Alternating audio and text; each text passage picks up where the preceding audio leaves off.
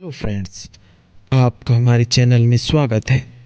Crime की series में हम आपको ऐसे नेताओं से मिला रहे हैं जिनका नाता अपराध से है, जेल में आना जाना जिनकी ज़िंदगी का अहम हिस्सा रहा है। इस सीरीज़ में आज होगी राजन तिवारी पर ऑल इंडिया फैक्ट चैनल के माध्यम से कहानी। कैसे अपराध की दुनिया से बचने के लिए उन्होंने राजनीति की शरण ली और बन गए नेताजी। जी हाँ, कभी उत्तर प्रदेश को तो कभी बिहार को, कभी जेल को तो कभी विधानसभा को। राजन तिवारी का नाम अक्सर सुर्खियों में आ जाता है। फिलहाल उत्तर प्रदेश के फारुखाबाद जेल में बंद राजन तिवारी कभी बिहार के माननीय नेताजी हुआ करते थे। दो बार विधानसभा तक पहुंचने वाले इस बाहुबली नेता का नाता जितना राजनीतिक से रहा है, उससे कहीं ज़्यादा लंबा इतिहास इनका अपराध से है। हत्या, किडनैपिंग, मारपीट, लूटपाट और गैंगस्टर एक्ट इनके ऊपर रहा है। राजन तिवारी की पूरी कहानी आज हम आपको बता रहे हैं। उत्तर प्रदेश और बिहार नेताओं का अपराध से चोली दामन का साथ है। अक्सर इन दोनों राज्यों में माफिया डॉन अपने अपराधों से बचने के लिए राजनीतिक की शरण लेते नजर आते हैं।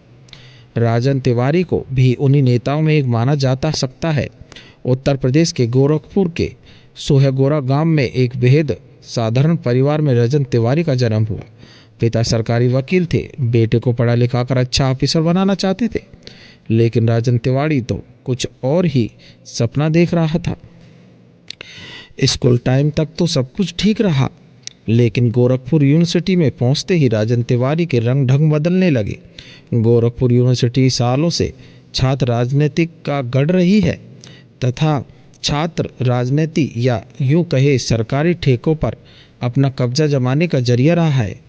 गोरखपुर में छात्र नेताओं के बीच वर्चस्व की लड़ाई हमेशा से ही यूनिवर्सिटी का हिस्सा रही है। यहाँ पहुँचते ही 90 के दशक में राजन तिवारी भी गुटबाजी की इस लड़ाई में शामिल हो गए।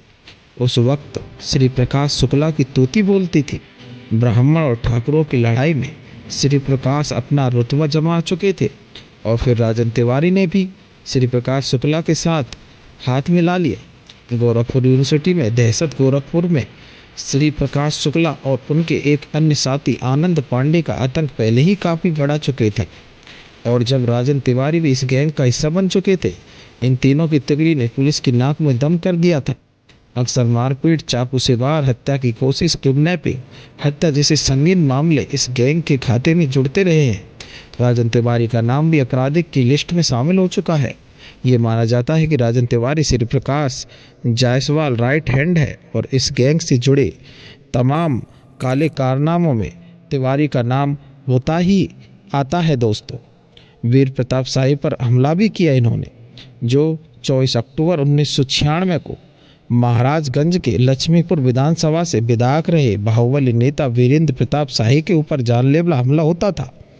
उनकी कार पर ताबड़तोड़ गोलियां बरसाई जाती है। हमले में शाही को जांग में गोली लगती है और वो बाल बाल बच जाते हैं, लेकिन उनके गनर की मौत हो जाती है। इस हमले के बाद तो राजन तिवारी का नाम और ज़्यादा फेमस हो जाता है। श्री प्रकाश शुक्ला के अलावा राजन तिवारी को भी वीरेंद्र प्रताप शाही पर हुए हमले का आरोपी बनाया जाता है। उत्तर प्रदेश पुलिस राजन तिवारी को वांटेड अपराधियों की लिस्ट में डाल देती है और उनकी तलाश में शुरू कर देती है। इस मामले के बाद ही राजन तिवारी खुद को बचाने के लिए एक नई जगह की तलाश करते हैं। उनका नया ठिकाना होता है बिहार का पूर्वी चंपारण इलाका। पूर्वी चंपारण इलाके में राजन तिवारी का ननिहाल बताया जाता है। कहते हैं कि यहीं पहुंचकर राजन तिवारी ने राजनीति को करीबी से जाना। यहाँ वो गोविंदगंज के विधायक देवेंद्र दुबे के करीबी आए। वो देवेंद्र दुबे को मामा कहकर बुलाते थे। 40 से ज़्यादा मामले में आरोपी राजन तिवारी उत्तर पुलिस की लिस्ट में बेशक वांटेड अपराधी थे, लेकिन गोविंदगंज में वो राजनीति के गुरु भी सीख रहे थे।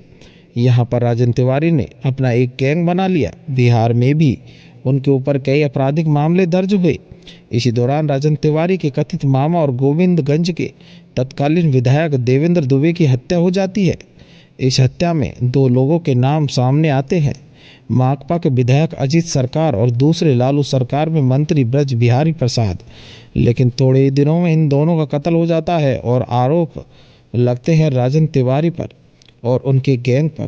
कहते हैं कि शिव शुक्ला मदद से राजन तिवारी ने देवेंद्र दुबे के दोनों हत्यारों को ठिकाने का लगा दिया था।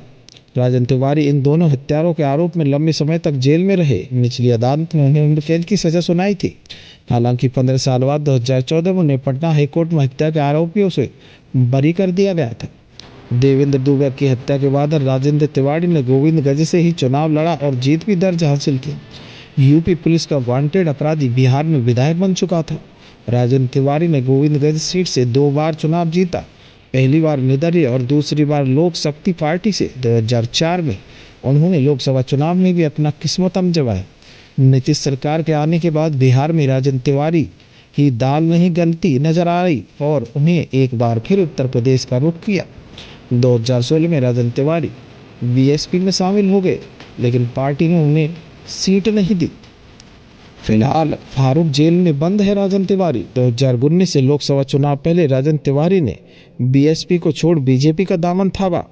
इस उम्मीद पर ही उन्हें टिकट मिलेगा। राजन तिवारी की आपराधिक छवि का उन्हें यहां नुकसान झेलना पड़ा।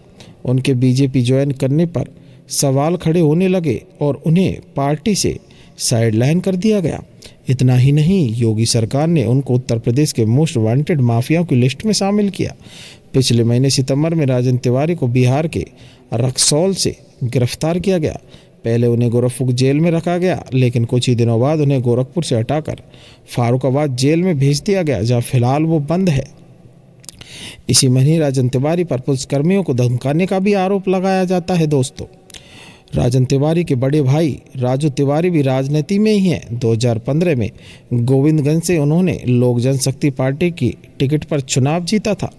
फिलहाल वो एलजेपी की बिहार यूनिट के अध्यक्ष हैं। राजन तिवारी की मां कांता देवी भी ब्लॉक प्रमुख रही है। दोस्तों, यह वीडियो आप ऑल इंडिया फैक्ट चैनल के माध्यम से देख रहे हैं। अगर हमारी वीडियो पसंद आ रही है तो लाइक कर दे, शेयर कर दे तथा बेल आइकन का बटन दबाना ना भूलें, जिससे कि हम जब भी कोई वीडियो डालें तो आप तक नोटिफिकेशन पहुंच सके। धन्यवाद दोस्तों।